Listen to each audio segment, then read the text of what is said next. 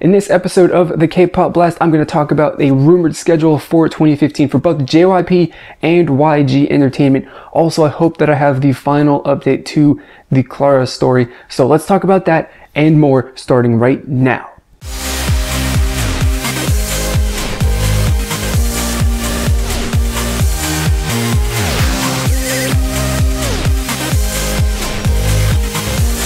What is going on, everybody? My name is Nick from MW K-Pop, and I want to welcome you to the Wednesday episode of the K-Pop Blast. We've got a lot of talk about some new releases that are coming up, plus, of course, as I said, an update to the Lara story. So let's get it all started right now with the first story, which is going to be Fantagio Entertainment, the company that is responsible for Hello Venus.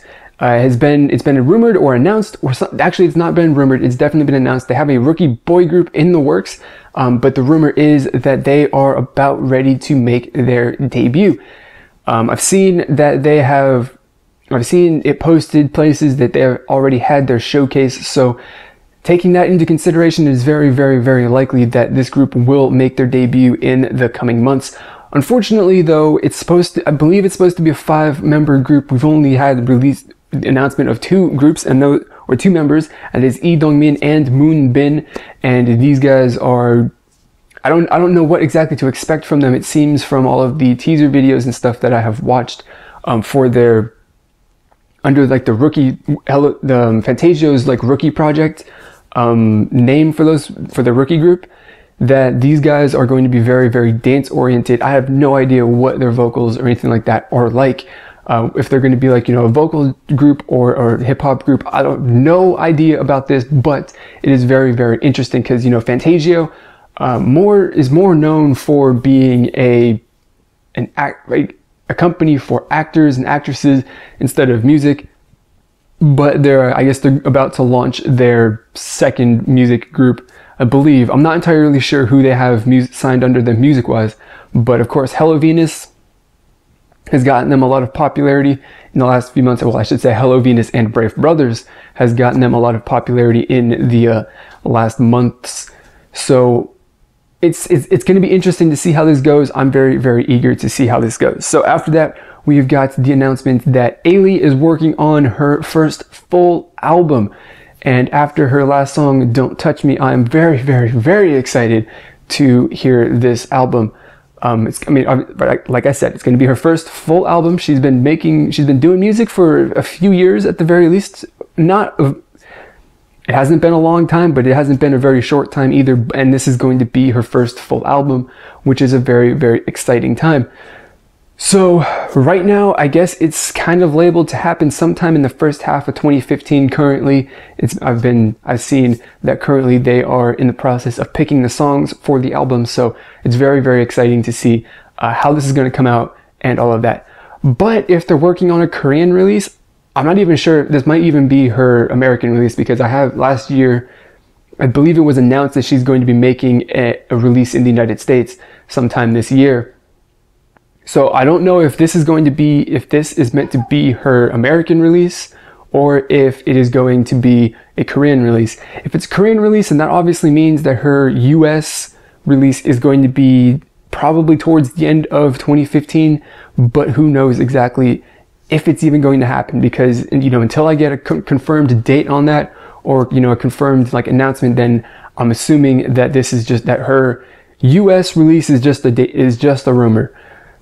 So I don't know, but I'm very, very, very excited for an Ailee album that's coming out, a full-sized album too, not a mini album or a single. This is a full-sized album. Now, talking about a group that has just made or is planning on making a release, we're going to another group that's planning on making a release, but they're not going to just yet. iKon, as with I guess has become tradition with YG, they were planned to make their debut at the end of January, but in traditional YG Entertainment fashion, it has been delayed for indefinitely, because there is not there has not been an official announcement regarding that delay.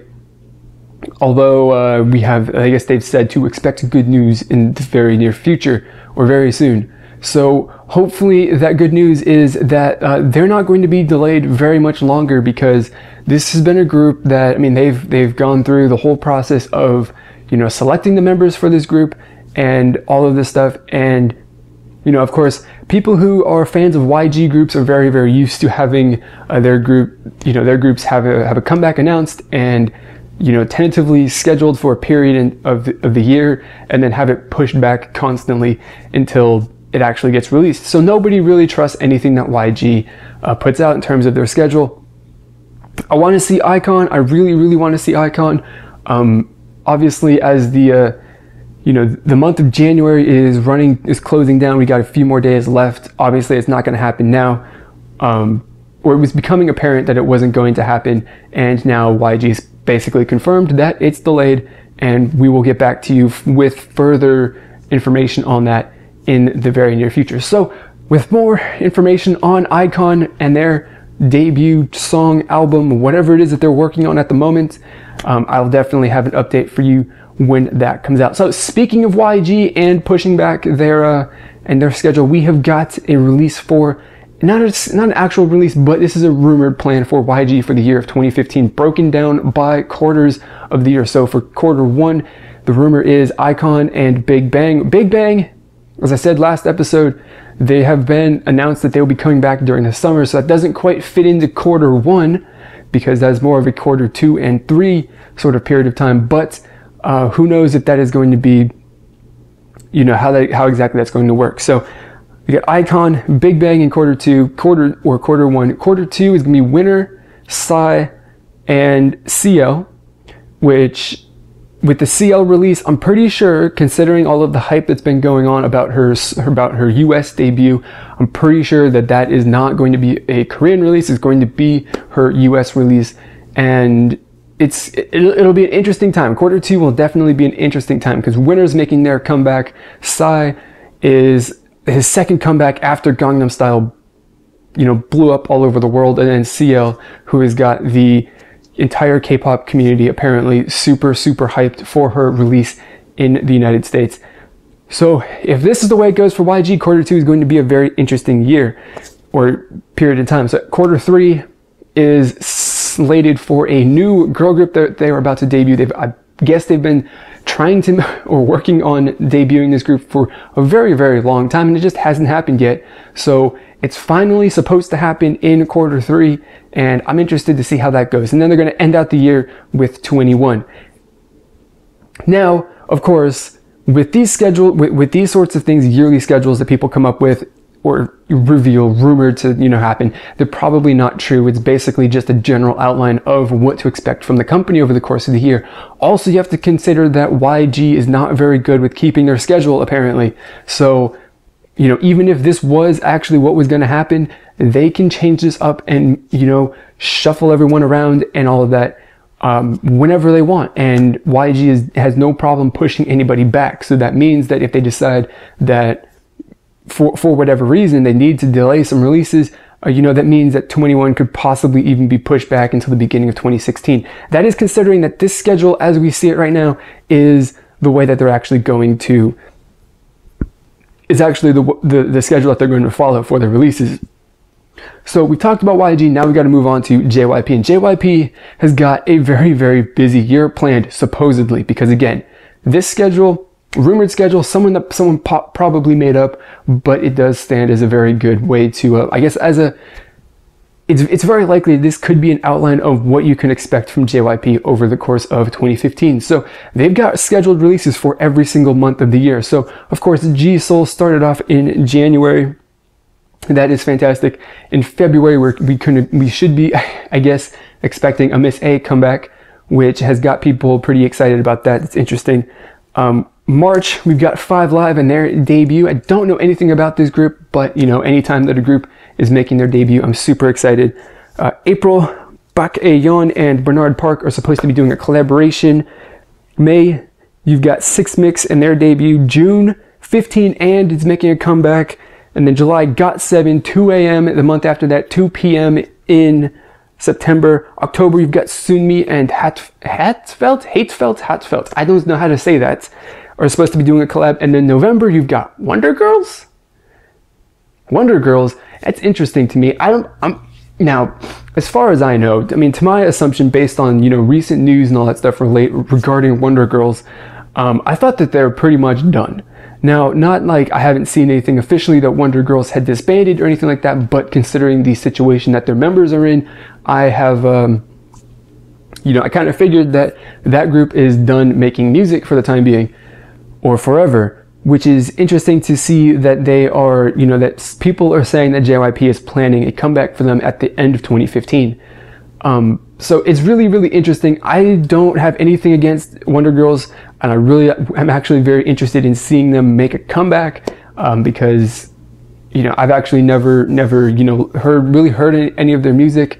I'm probably not going to go back and listen to it, but, you know, a new release from this group will definitely have me listen to it. So, I mean, that is a really, really big year from JYP. You know, g.o.d, of course, has to have a release. 2 PM, of course, has to have a release. And then you got a bunch of, you know, I'm assuming that Six Mix and the other group are supposed to be boy groups that they're debuting, which is very interesting.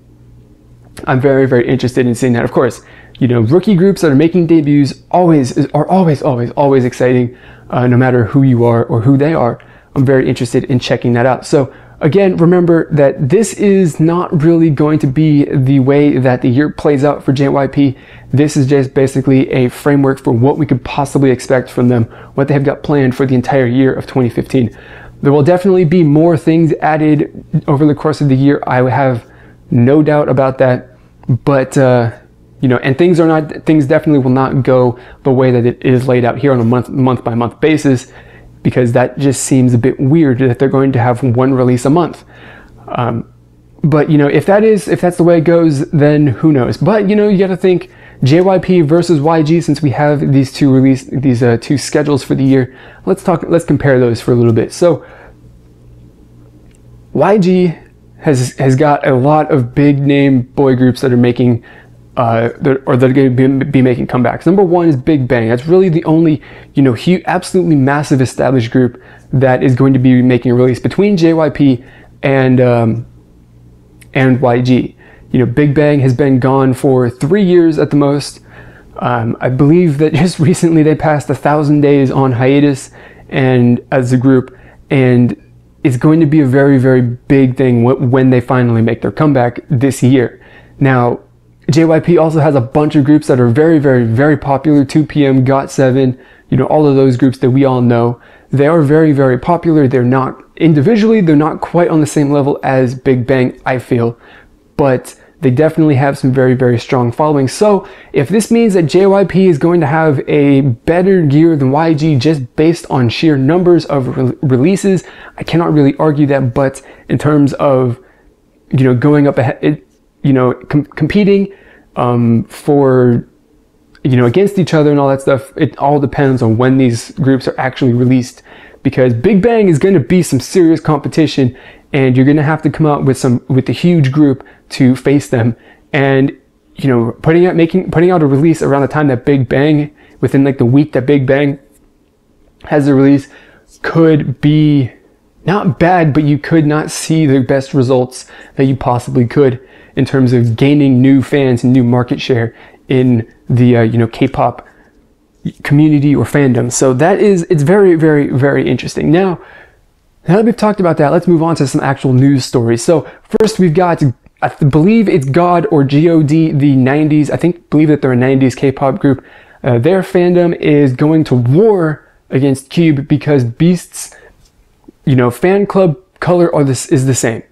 And again, this is the whole thing. Like, I remember the first episode or something like that, towards the beginning of the year, I talked about Sonamu and SHINee's fandoms going after each other again because of the color. And this is even more ridiculous in my opinion, because I'm going to call him God from now on, okay? Because that is just a whole lot easier to say. So g.o.d's fan base, these guys have been around for a very, very, very, very, very long time. So they're saying, Beast, your color is the same as ours. We had it before you. Cube, please change it.